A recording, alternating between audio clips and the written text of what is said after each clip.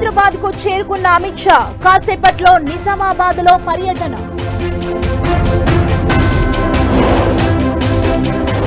గాంధీ భవన్ లో కాంగ్రెస్ నేతల సమావేశం, ఖర్గే టూర్, బహిరంగ సభపై చర్చ. వైసీపీ పాలనతో రాష్ట్రం ధ్వంసమైందన్న చంద్రబాబు, 2027 నాటికి పోలవరం పూర్తి చేస్తామని సీఎం ప్రకటన.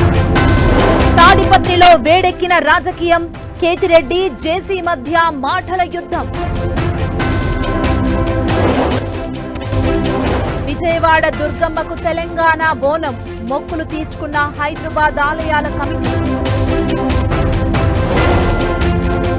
గోల్కొండ కోటలో బోనాల సందడి, అమ్మవారికి భక్తుల మొక్కులు.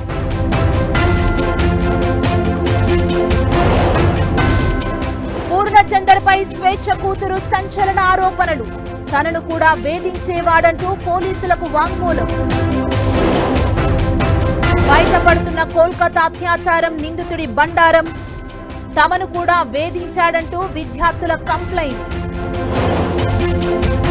హిమాచల్లో మళ్లీ వర్షాలు, సిమ్లాలో మునిగిన లోతట్టు ప్రాంతాలు.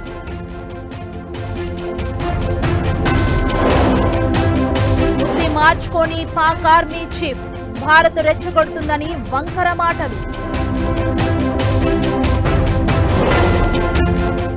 హమాస్ పై ఆగని ఇజ్రాయెల్ అటాక్స్, కీలక నేత అలీసా హతమైనట్లు ప్రకటన. అమెరికాలో కుండపోత వర్షాలు, అట్లాంటాను ముంచెత్తిన వరదలు.